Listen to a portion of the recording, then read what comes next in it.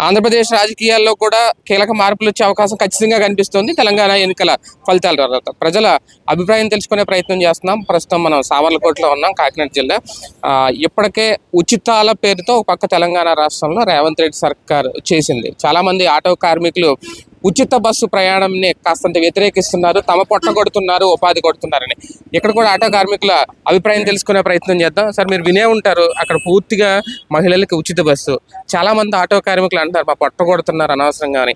ఒకవేళ చంద్రబాబు గారు కూడా ఆంధ్రప్రదేశ్లో అధికారంలోకి వస్తే అదే ఫార్ములా అమలు చేస్తూ ఉంటున్నారు. ఇక్కడ కూడా మహిళలకు ఉచిత బస్సు ప్రయాణం చేస్తారు. అదే కానీ చేస్తే మీ పరిస్థితి ఏంటి? ఉచిత బస్సు లేడీస్ అందరికీ కాదండి. ఇప్పుడు స్కూల్కి కాలేజీలకి పిల్లలు వెళ్తున్నారు కదండి, వాళ్ళకి ఫ్రీగా పాస్ చేసుకుంటున్నారు నెలకు ఒకటి. కాలేజీ పిల్లలకి ఉచితం పెట్టమనండి. లేడీస్ ఆటో ఎక్కితే 90% లేడీసే సార్. లేడీస్ తప్ప ఇంకెవరు ఎక్కడ, జెంట్స్ అయితే ఎక్కరండి. లేడీస్ ఉన్న వల్ల మేము బతుకగలుగుతాం, లేదంటే చాలా ఇబ్బంది పడతాం సార్. ఇది మేము ఏంటంటే చంద్రబాబు నాయుడు గారిని, జగన్మోహన్ రెడ్డి గారు ఎవరిని, అక్కడ రేవంత్ రెడ్డి గారు అవనివ్వండి, ఎవరైనా సరే ఇది కరెక్ట్ కాదు సార్. ఇది మేము బతకాలి కదా సార్. ఇప్పుడు మాకు ఈ ఆంధ్రప్రదేశ్లో 10,000 రూపాయలు వేస్తున్నాడు, దాన్ని తగ్గట్టే ఇన్సూరెన్స్ పెంచారండి, ట్యాక్స్లు పెంచారు, అన్ని మెటీరియల్ రేట్లు పెరిగాయండి. పేరుకి 10,000 ఎన్ని సంవత్సరాల నుంచి మేము బతుకుతూనే ఉన్నామండి. 10,000 మాట్లాడితే అందరూ 10,000 వేస్తున్నారు, అమ్మఒడి వేస్తున్నారు. అవన్నీ కాదండి, దేశానికి ప్రపంచానికి ఆంధ్రప్రదేశ్ కానీ తెలంగాణకి కానీ అభివృద్ధి అంటే డెవలప్మెంట్ చేయమనండి ఎవరన్నా. అది ఏంటంటే ఇది కరెక్ట్గా అడిగే వాళ్ళు ఎవరో లేక రోడ్లు బాగోలేదండి. ఇప్పుడు మానవుడు మనం బతకడానికి ఏం కావాలండి? కడుపు నిండా తిండి కావాలి. రేషన్ బియ్యంలోనేమో ప్లాస్టిక్ బియ్యం కలుపుతున్నాయండి. రైస్ వాటర్లో వేస్తే పైకి తేలిపోతున్నాయండి ప్లాస్టిక్ బియ్యం. దానివల్ల ఆరోగ్యం పాడవుద్దండి. ఎక్కడైనా సరే ఏ గవర్నమెంట్ అయినా సరే ప్రజలు తిండి కూడా సరిగ్గా సప్లై చేయలేకపోతున్నారు.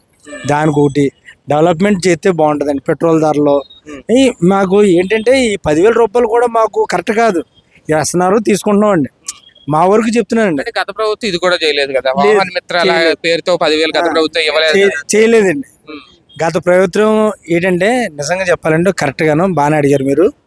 90% చెప్పండి, జగన్మోహన్ రెడ్డి గారు పేదవాళ్ళకి ఇల్లు ఇచ్చారు, అపార్ట్మెంట్లు అయితేనో సైట్లు. నాకు తెలుసుండగా రాజకీయ నాయకులు ఎవరు కూడా ఇలా చేయలేదండి. కాకపోతే ఏంటంటే ఇప్పుడు ఇది ఇలాగ కంటిన్యూ చేసుకుంటూ పోతే నిధులు కూడా ఉండాలి కదా.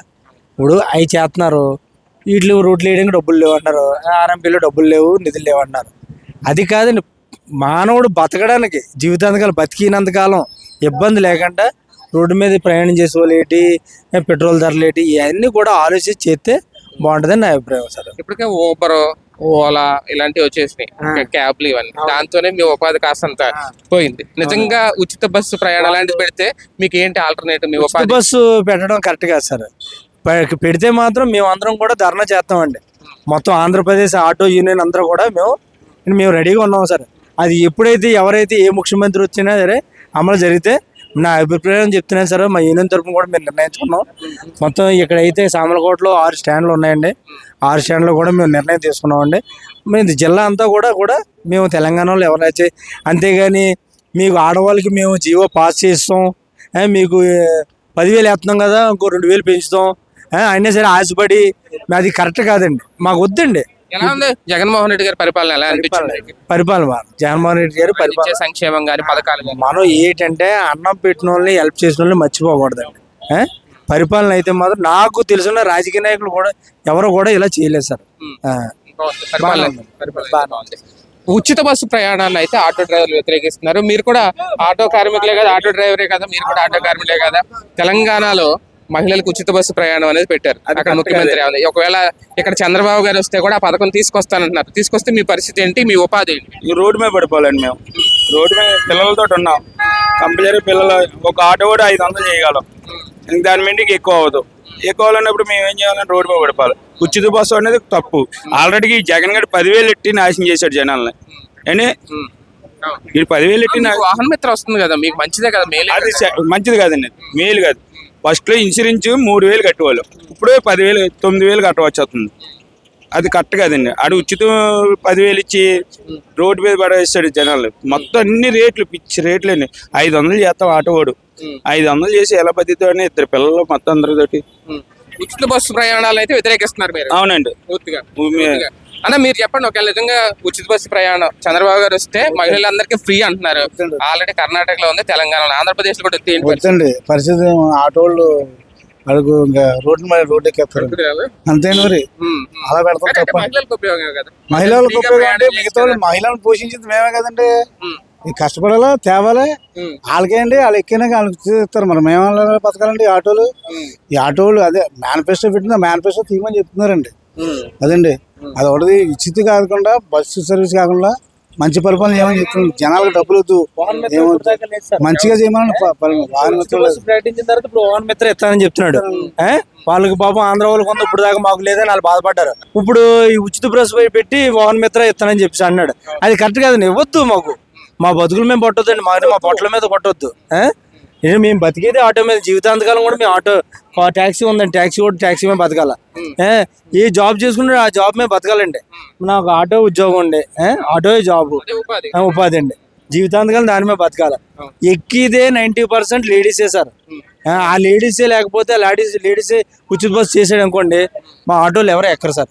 అదే నా అభిప్రాయం. పరిపాలన ఎలా ఉంది? జగన్మోహన్ రెడ్డి గారి పరిపాలన ఎలా అనిపిస్తుంది? జగన్మోహన్ రెడ్డి గారి పరిపాలన ఏం బాగుందండి. ఆయన 10,000 ఇచ్చి చెడదొప్పుతున్నాడు జనాలని.